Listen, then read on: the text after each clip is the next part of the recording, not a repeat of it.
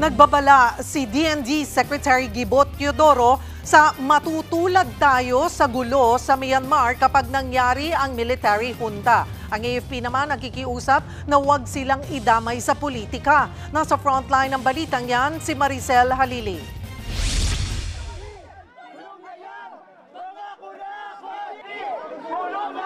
Sumugod sa harap ng opisina ng Independent Commission for Infrastructure ang mga rallyista.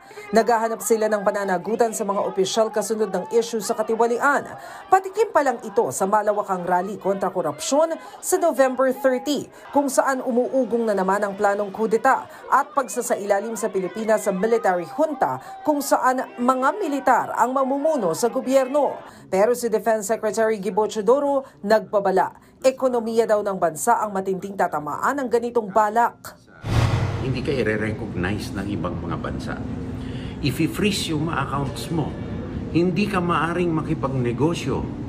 Hindi ka pwede mag-remit. So, paano ka mabubuhay? Ang bubuhay lang sa'yo, kokonting bansa. Isa na yung China. Babala ni Teodoro, maaaring mangyari sa Pilipinas ang sitwasyon na katulad sa Myanmar na nasa military junta. Pinatawan din ng sanctions ang Myanmar ng agawin ng kanilang militar ang pamahalaan noong 2021 dahil sa issue ng dayaan sa eleksyon. Exactly the situation of Myanmar. And I don't think Filipinos would like that. No. At the end of the day, any extra constitutional move means kung sino ang pinakamalakas na firepower, siya mamumuno. Yan labag sa ating kagustuhan na maging malaya. No? Kaya, be careful for what you pray for. You may just get it. Ang AFP, nananaig daw ang katapatan sa saligang batas. Alam naman po natin kung ano po yung nangyari sa Myanmar, no? Nang dahil sa agawan sa kapangyarihan, bumagsak po ang demokrasya. Nagulo ang ekonomiya at ang mga tao po mismo ang pinaka-nahirapan dito. Yan po ang gusto nating maiwasan.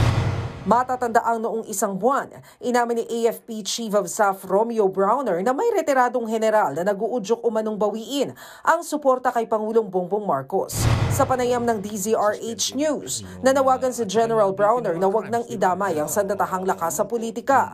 Pinag-aaralan daw nila kung ano ang pwedeng ikaso laban sa mga retiradong general at iba pang individual na nananawagang mag-akla sa gobyerno.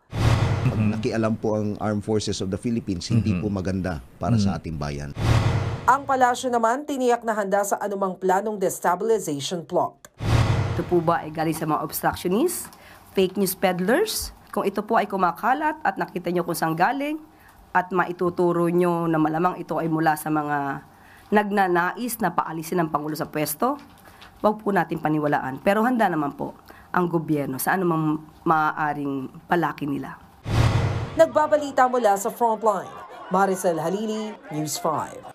Mga kapatid, Cheryl Cosing po. Maging maalam at may pakialam sa mga napapanahong issue at headlines. Mag-follow at mag-subscribe na sa social media pages ng News 5.